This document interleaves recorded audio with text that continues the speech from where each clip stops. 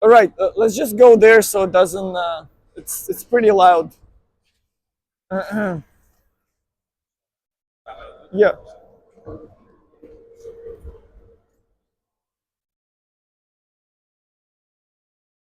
I don't know. I didn't hear. I know Sari is not coming.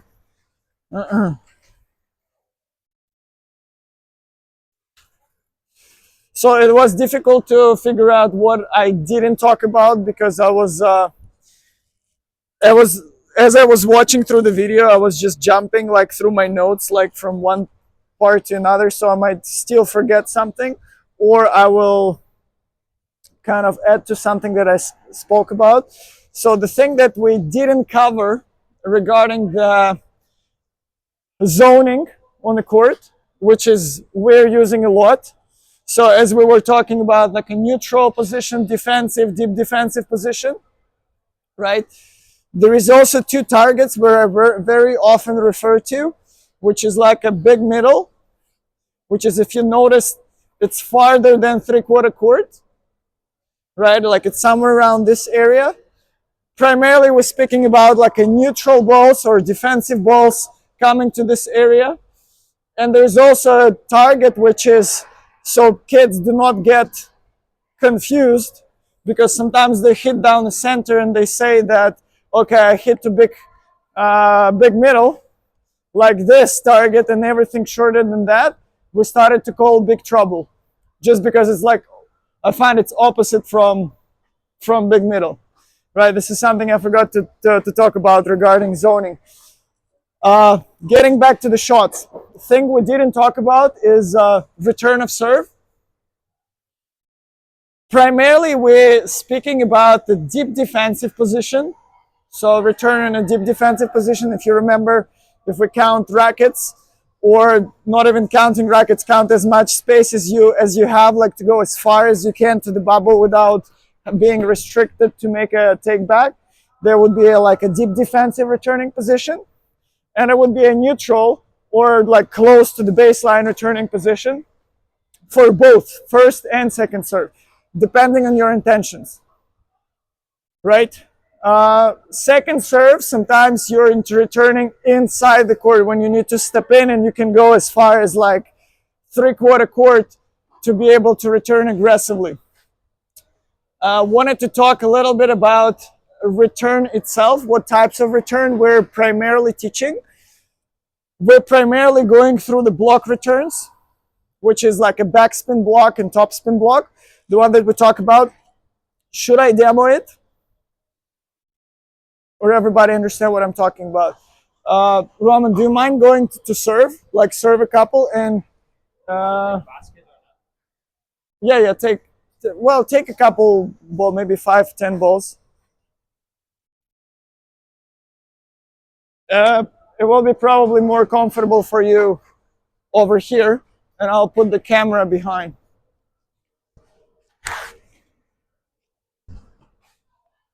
Do you wanna be on the beside the bubble?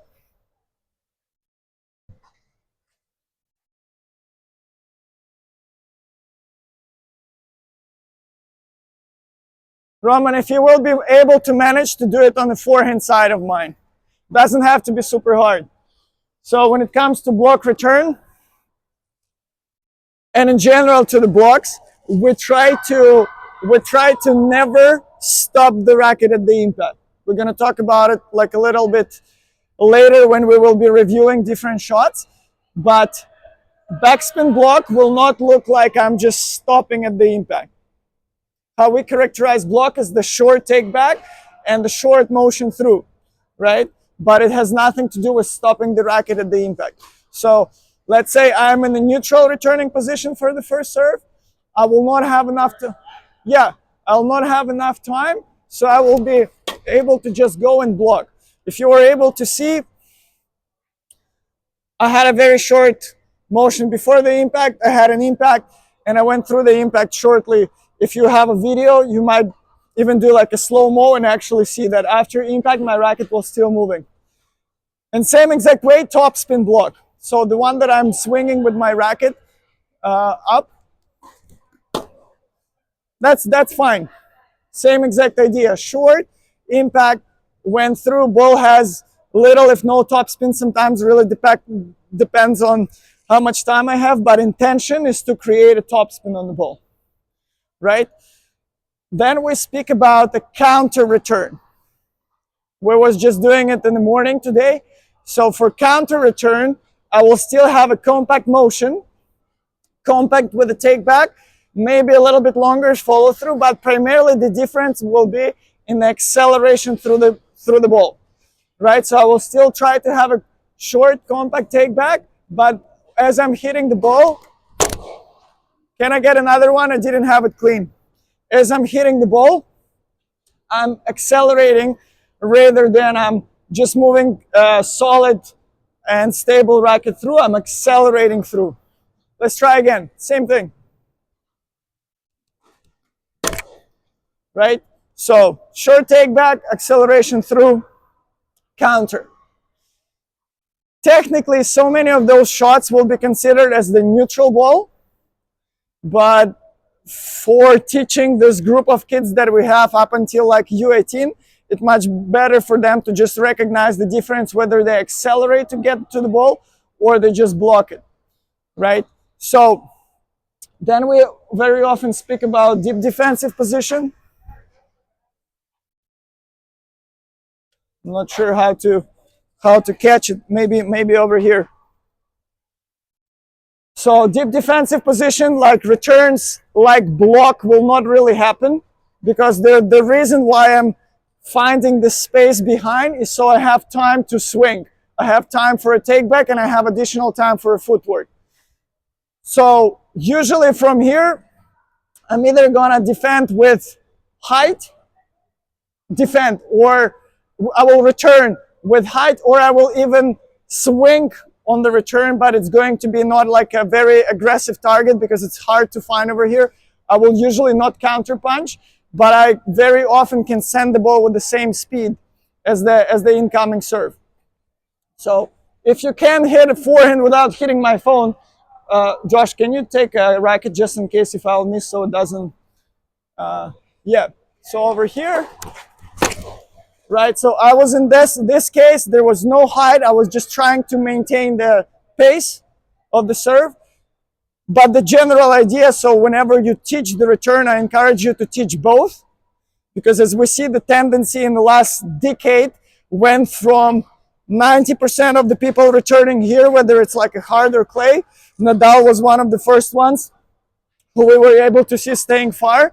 And then pretty much all the new generation came, and every second player right now, especially on clay, returning far. Partially because serve speed went incredibly high. So maybe eventually the same thing will happen to female tennis. So I encourage you to learn both. It doesn't mean that this is necessarily what the player is going to do all the time, but they need to know both. Another type of return to review is the return of a second serve. Roman, can you do like a kick serve? Kick serve, kick serve. So I can return a kick serve from here. I usually would choose to return farther in order to have enough time to get like a forehand, for example, or to be able to swing at the serve, right? So like deep returning position for the second serve is also quite possible. I go, I swing. I also can decide to counter or attack, but I prefer to use the word counter because most of the players are swinging fast on the second serve eventually. So their second serve is aggressive, but I decided to take time away, hit the ball on the rise, drive it.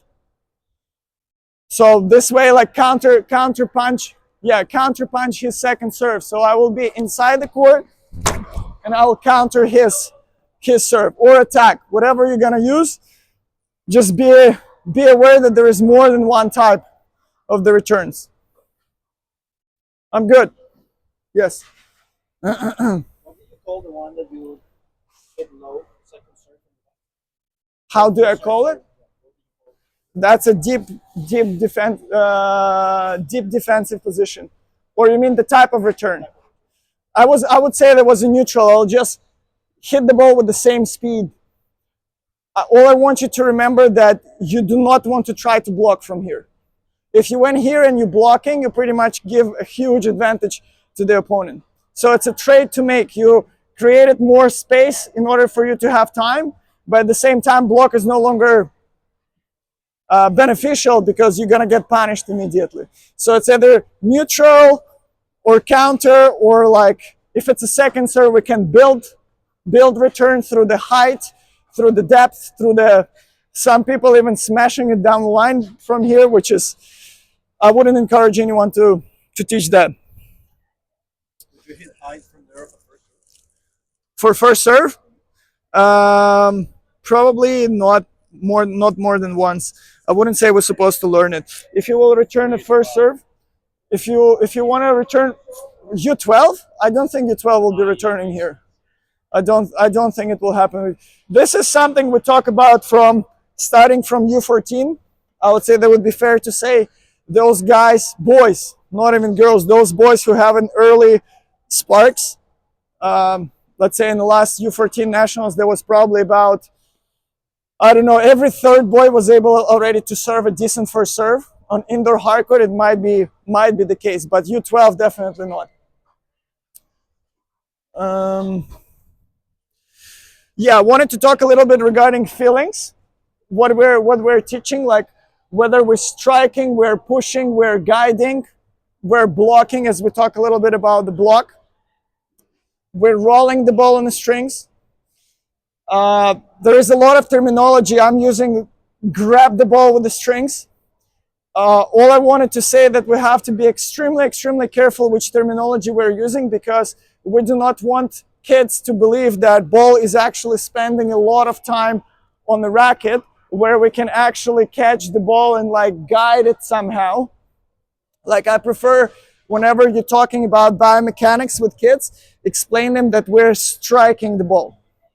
Strike extremely fast, impact that lasts like 0.1 second, your impact, ball is gone. Because if you will get too much into details of like the ball rolls through the strings, you brush it, like in a very famous video of Noah, you brush. Do you know the video?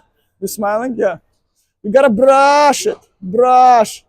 Yes, so don't get into this trap, because it takes a lot of time eventually to re-explain it, because kids are actually trying to have this feel versus the feel of the strike.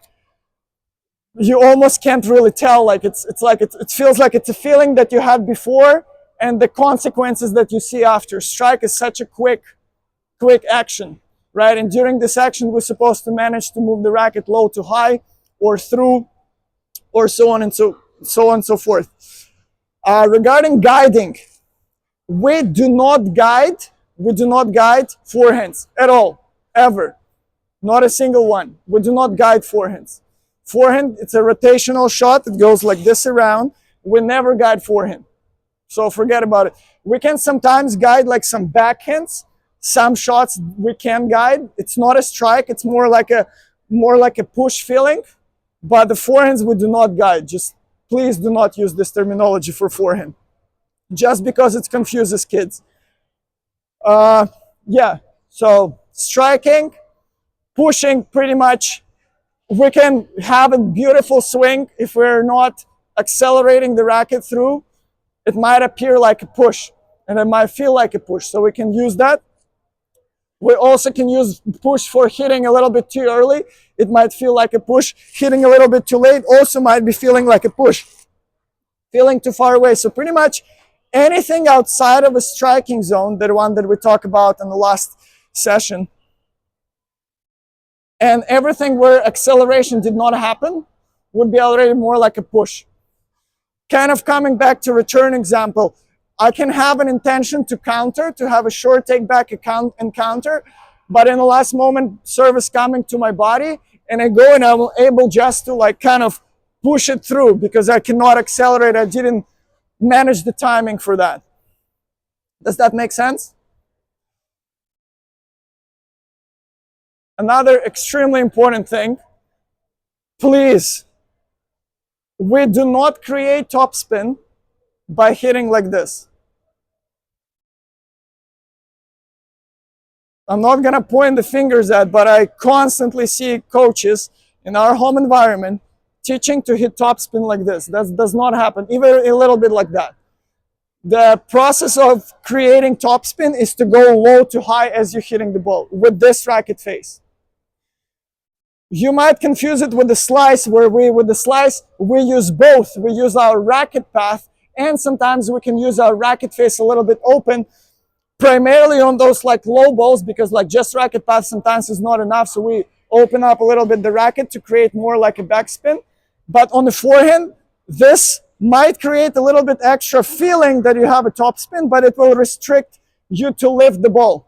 And so many kids are, for example, trying to recreate a swing path that they're getting under the ball, but they're impacting like this for whatever reason, whether they're hitting too far in front or they have a confusion in their head.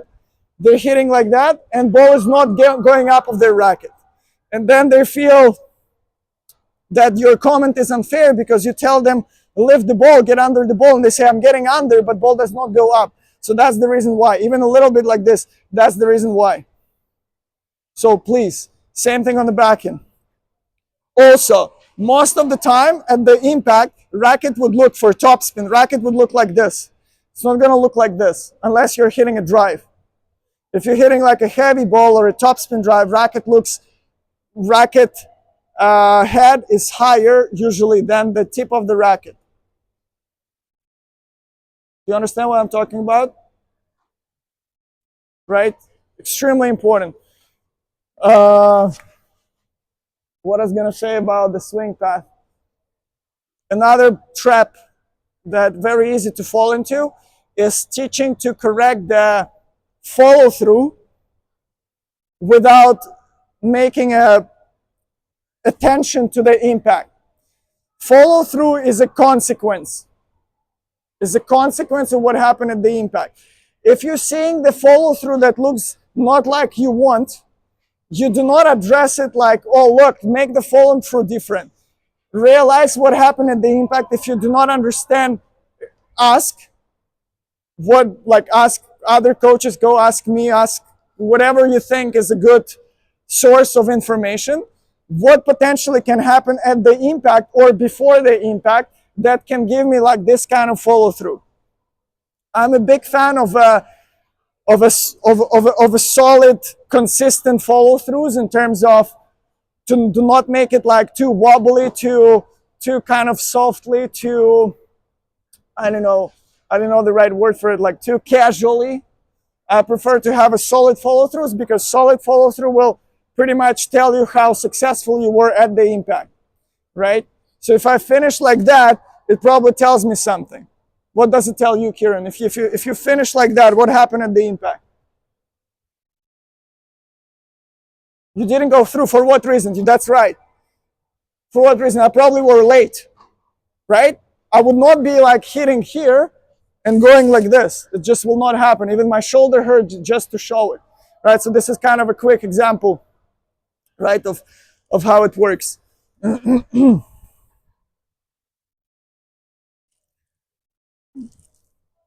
Return, strike, push. Okay, another one, a huge one. Regarding breathing, and it's very important for all the coaches to hear that. We do not encourage kids, especially in the home environment, to grunt. But we do encourage every single one of them to exhale. It is super important, and there is a huge difference between those two terms, right? Exhale might sound like you might hear it. You might hear the sound, but it will be like a sound like you're breathing. You're breathing a little bit, like exaggerating breathing, right? Like you release the air, like you're in the gym when you are getting like, 200 pounds on your chest. For me, it's my max out, so I'm using 200 pounds, right? So you're going with 200 pounds, like, right? So that's kind of exhale. Grunting, that's a little bit extra. However, when it comes to tournament, we do encourage kids to grunt for a tournament, right? So let me finish with exhale first. I'll speak about grunting later. Exhale. What do we focus on? Maximum release of the air happens at the impact. We start to release the air earlier, right? So we make an inhale as we're preparing for the shot, as our racket goes up, if we're talking about forehand, right? We're timing the ball, and the moment my racket drops under, I'm starting to exhale already, right? And the maximum release of the air is going at the impact, right? So it's like exaggerated way, like, right? Every shot will have a different exhale. If I'll have a shorter ball, if I'll do like a short take back forehand, and I will be like counter punching, I would be like, it will be a shorter, quicker motion, but it lasts as my racket drops under. Why it is important? Because it have a direct influence on timing. If you will connect your breathing to timing, you will have less problem teaching timing to kids. About grunting, for the purpose of showing a strong presence at the tournament, it is almost, well, for my private students, I say it's mandatory to exhale or grunt so your opponent can hear you. At the tournament, we do not care about the rec players who are playing next to us, right? We do not care about spectators, anyone. All we care about is to make a strong presence, because we're competing on the person against the person on the other side. They're always supposed to feel that we're there. And opposite, when we're in a home environment, when it's not like a evening group where we have 6 courts of just competitive players, when we have like a player, let's say rec players are playing on 2, rec players playing on 4, and on court number 3, we have a student who is grunting like he is alone over here. This is something we're supposed to stop and cut, because I do have quite a few, like 2 students who I have to continuously have this conversation with. That is like, look, we're sharing this facility with other people, right? It's not a tournament. The tournament, that's a different story. Cool? There's any questions regarding that? Come on, stop grunting. Footwork terminology. So I kind of talked about footwork as a standards. Terminology in terms of how we call those little steps and types of steps. Again, coming back with the return of serve. If we talk about like a split step, you usually will not see like this kind of split step when people are doing the return of serve. For the return of serve, the split step is going to be very light, but there still will exist. So like the classic split step would be you moving on the baseline, you get clearly, you're getting off the ground, like you hit like a forehand, you recover, you do split, your both toes are off the ground. It doesn't have to be exaggerated unless student is struggling with doing split steps, so exaggeration is the good way of learning. For a return of serve, especially return of the first serve, split step should be extremely, extremely light, because you need to be able to move. You're trying to save time on everything possible. Split step should be, but it should be light. So there's 2 different types of split step that we teach. Another step that we're constantly reminding, and everybody has a different names for that. I prefer the name that Roman is using. It's called a drop step. When you hit a shot on neutral or close stance, and you end up hitting, and this foot is going next to your body, right? Like you pivot, and this foot is going here. I don't even remember how I was originally called it, but the moment I heard him using a drop step, right? I just stick to that, because I didn't really know the name in English for that. So that's a drop step. Very often for timing purposes, we're using this little step that's I call like a drag step. So if you see what happens with my back foot, let's say somebody performs a wide serve against me, I do split, I do like this little pre-step,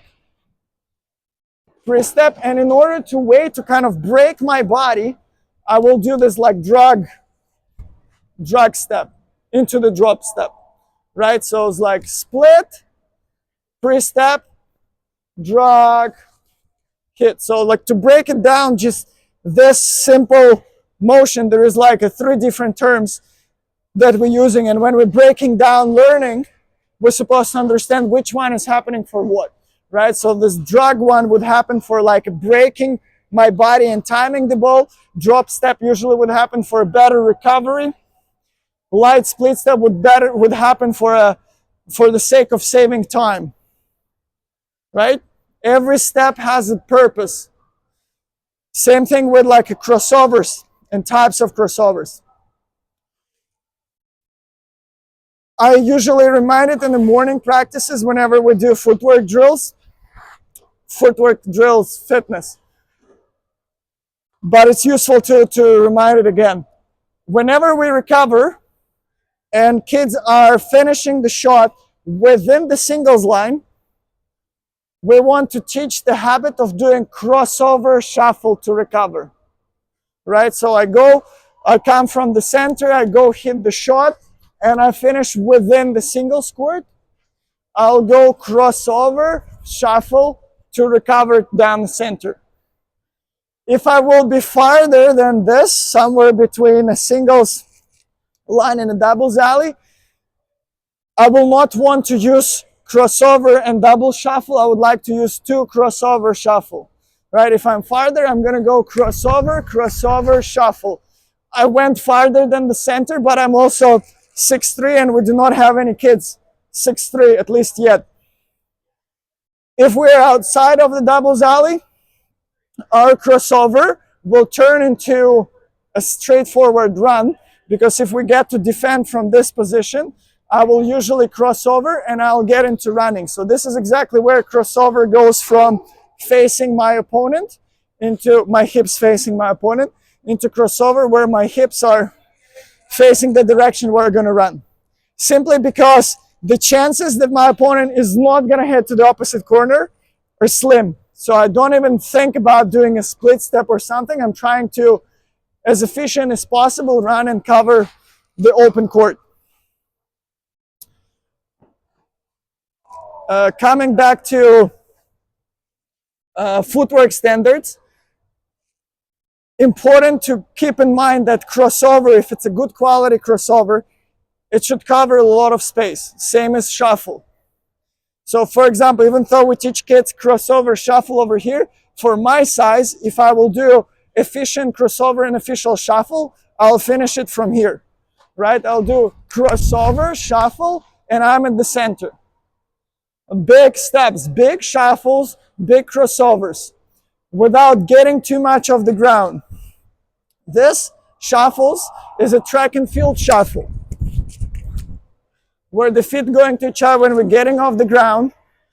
It is important to build some muscle strength, some maybe coordination, some explosive stuff. It is very important. But for tennis related purposes, we do not want to get off the ground, because this is all time. Same as a split step. Rather than recovering like this, I would prefer to recover like this, almost where my feet are sliding on the court. This is how low I want to be.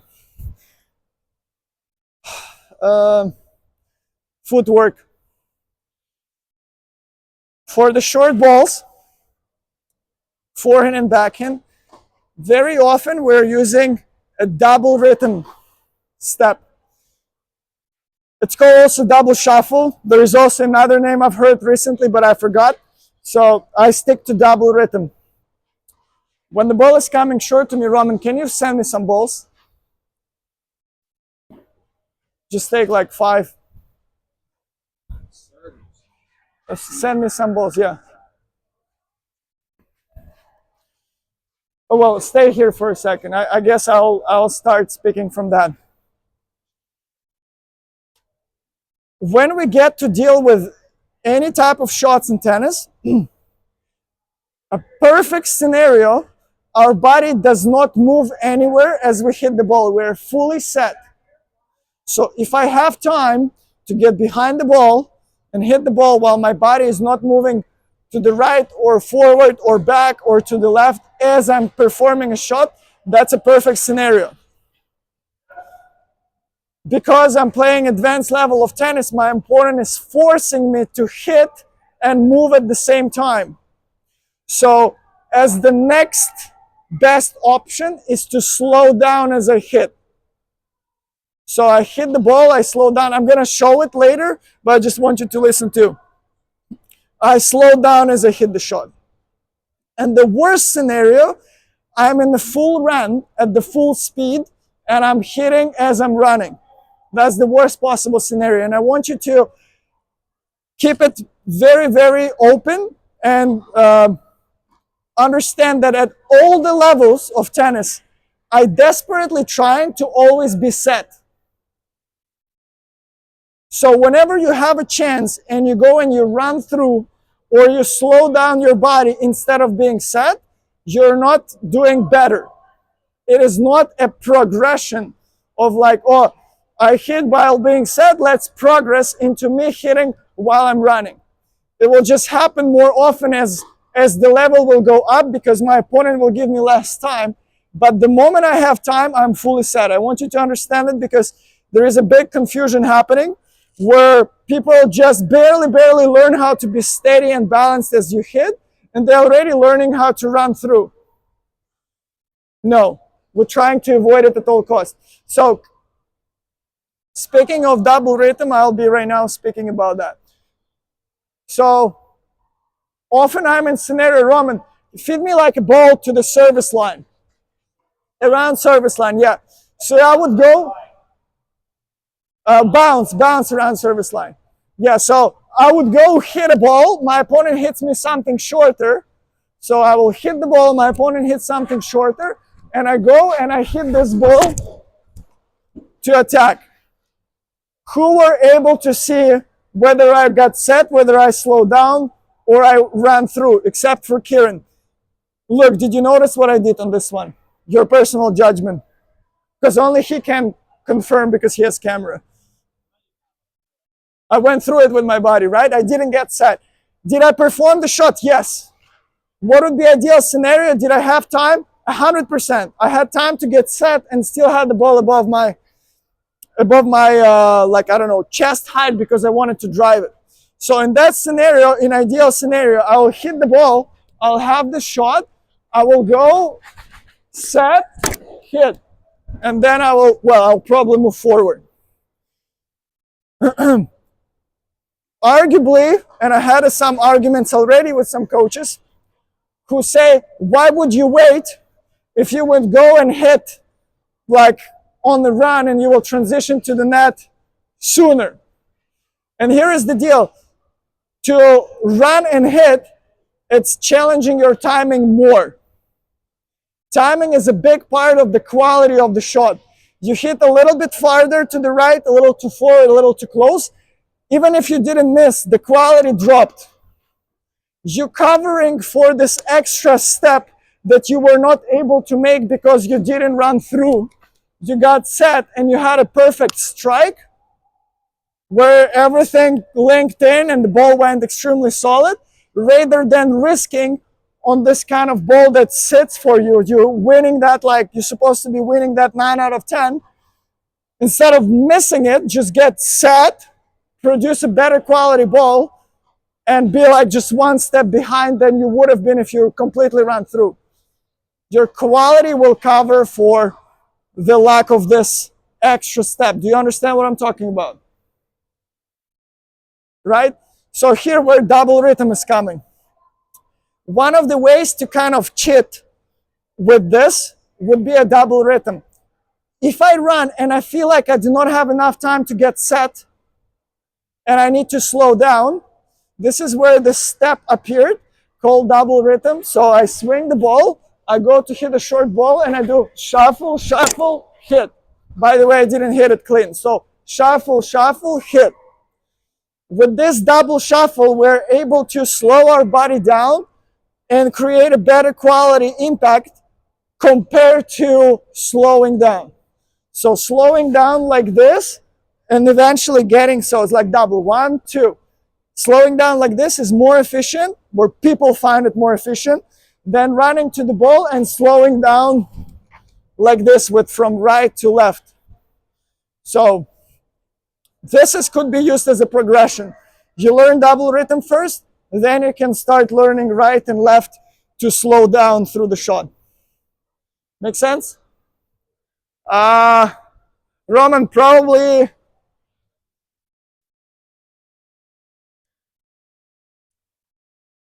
footwork. Okay. You still stay there. Hear more balls.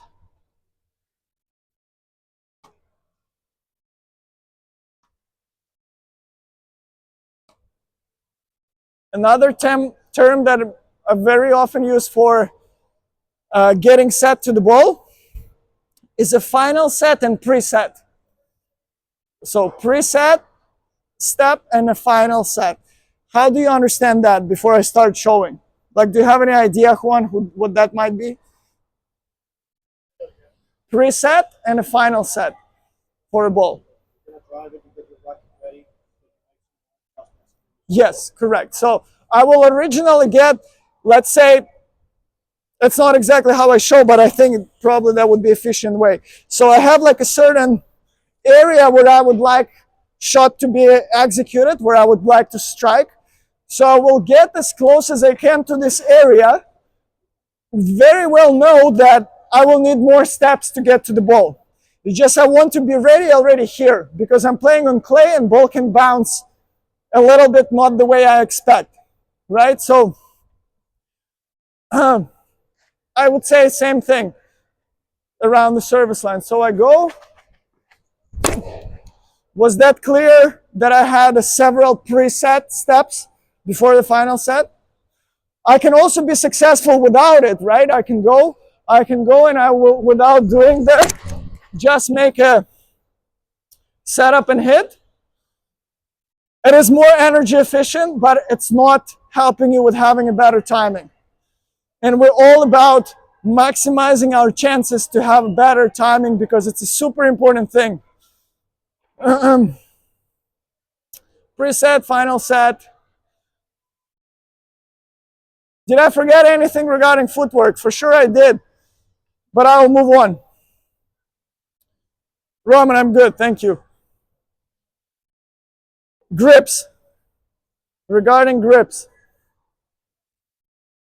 I honestly still getting confused with like whatever bevel number 1, 2, 3, 4, 5 because people are counting it from a different places. Like 1, 2, 3, 4, 5, 6, 7, 8.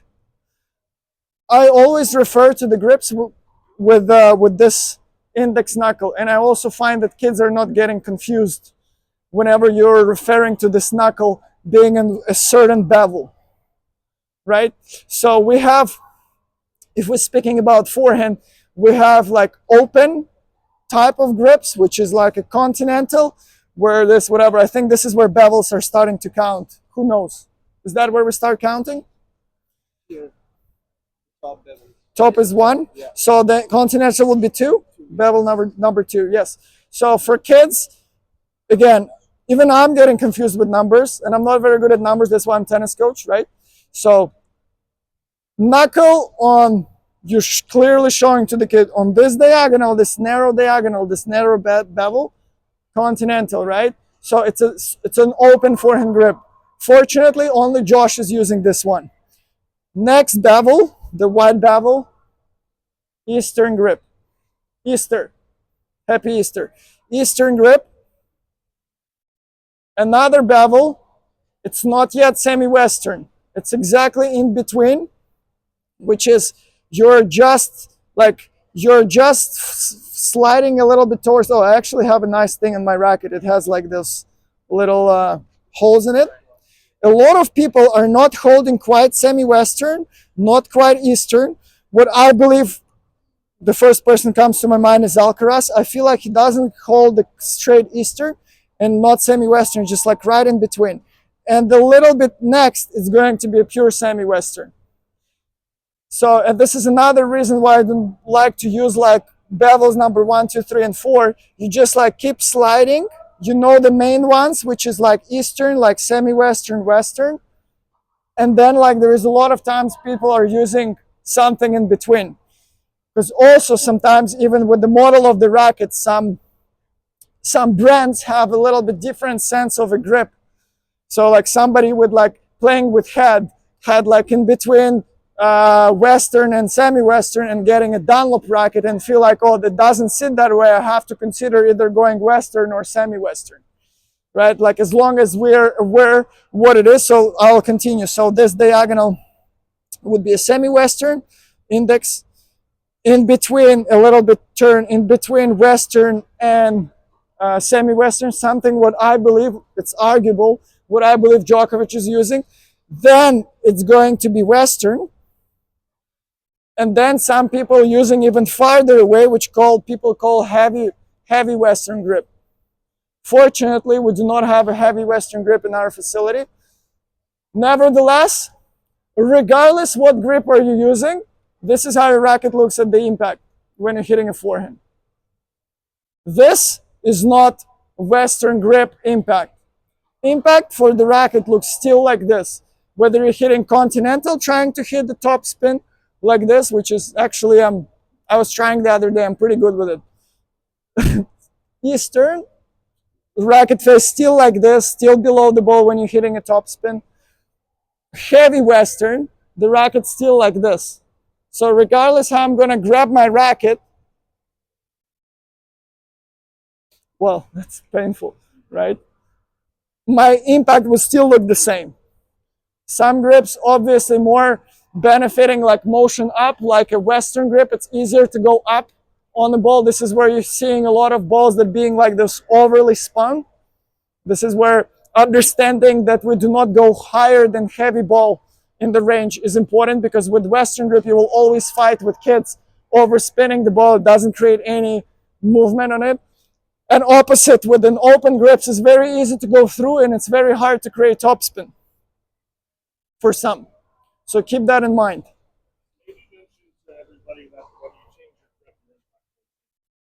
Correct.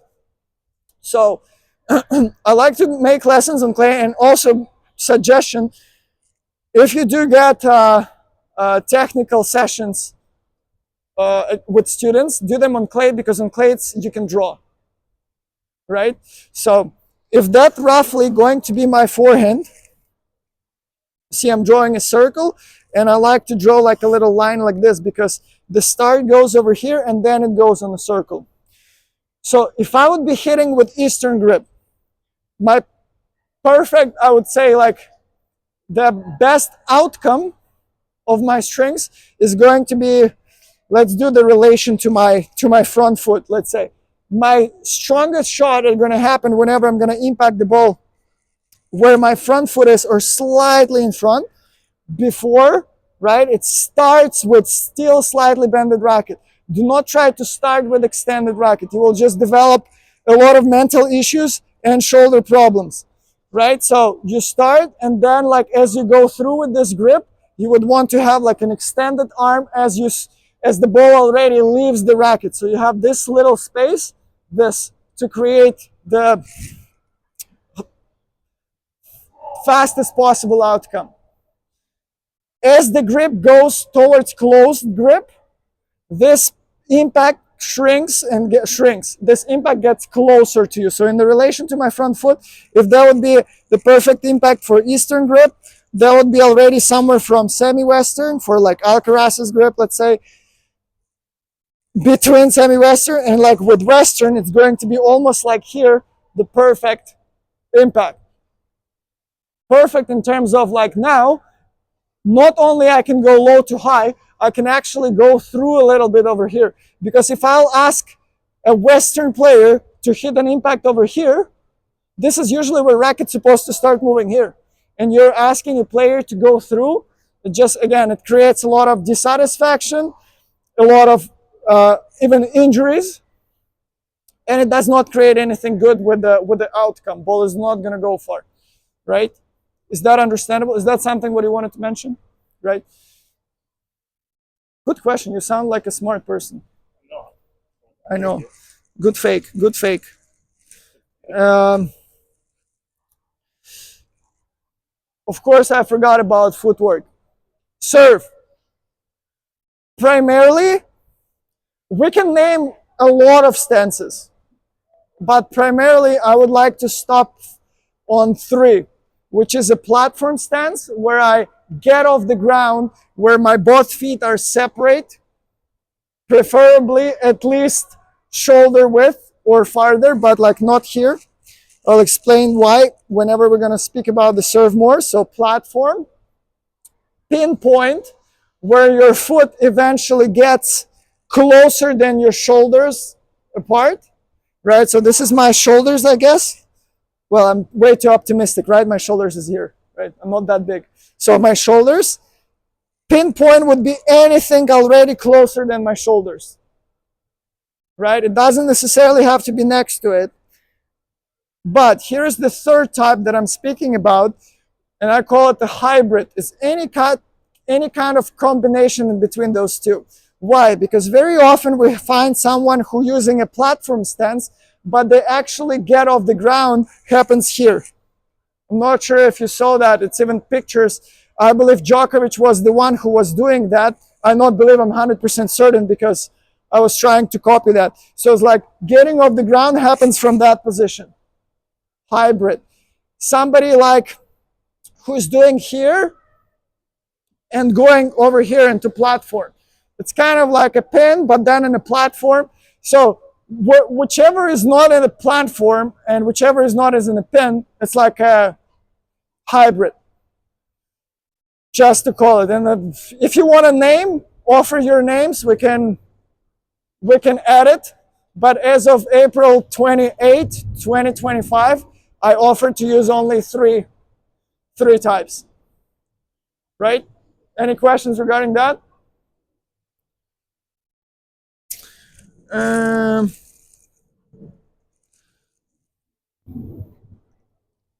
Okay, guys, last thing before we go. It also looks like I'm almost done. Types of balls that we receive. So I'm very often used with kids terminology, dead ball, the ball that doesn't really have much in it. It doesn't have pace, it doesn't have spin.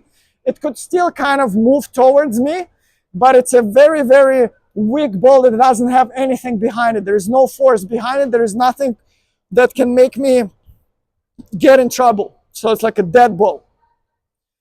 And opposite to that, I find to say like a live ball or like a fast ball, the ball that has something in it, like heavy ball, the ball that carries some type of trouble for me, like whether it's a pace, whether it's a heaviness, or whatever that might be. And also ball that at the peak where it doesn't move up, doesn't move down. So there's ball that's rising, there's ball that's going down, and the ball is at the peak, right? Where it's not going down, where it's not going up, where it's not going down. Ball is at the peak. Often people get confused when I say dead ball because some people also call it dead ball is whenever ball is at the peak. But I stopped using this term because very often ball at the peak still very heavy.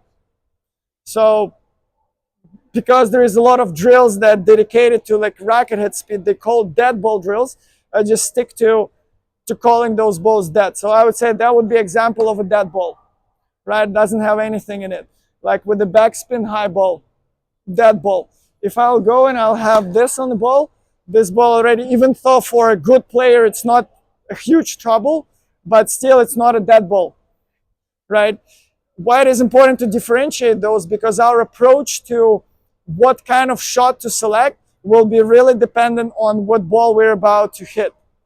With the dead ball, usually the problem is that all the pace we're creating ourselves.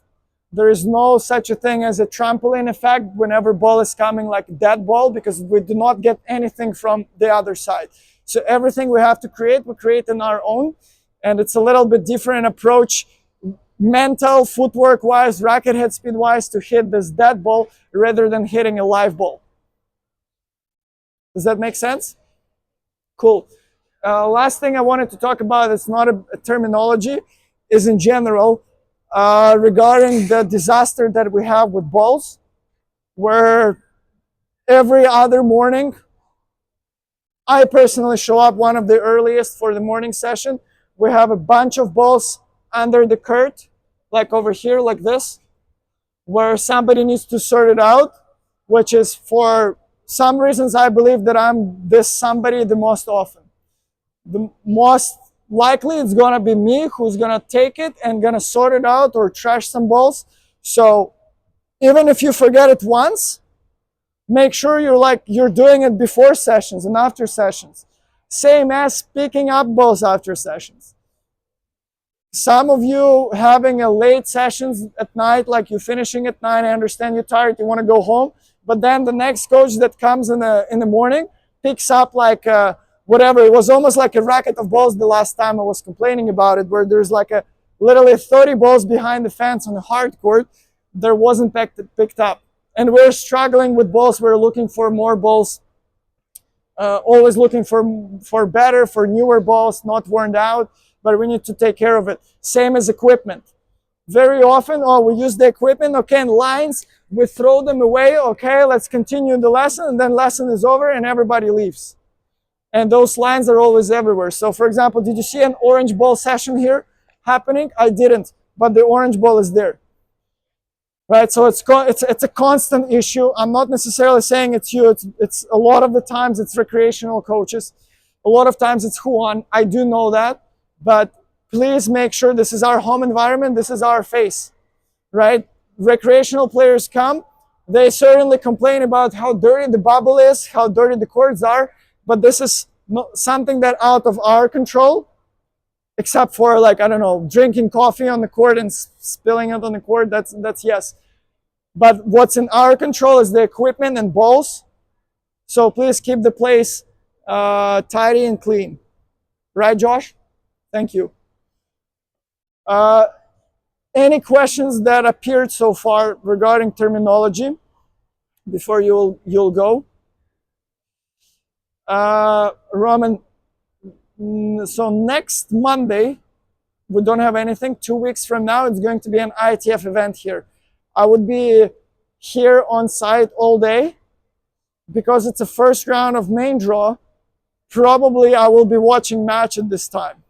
So closer to this date, maybe on Sunday night, I'll send you an email whenever I will know the schedule. I'll send you an email whether it's going to happen or not. Where, let's put it this way. If I send you the request for a meeting, if it's like as usually, like I use it as a reminder, I create this Google meeting for coaches. If it was created, we have a meeting. If it wasn't, we do not. If I did it on Monday, that's my fault. Too late, you have your plans, you go. But until Sunday night, please wait for confirmation. The moment schedule is out, I will be able to know. Cool? All right. Thanks. See ya.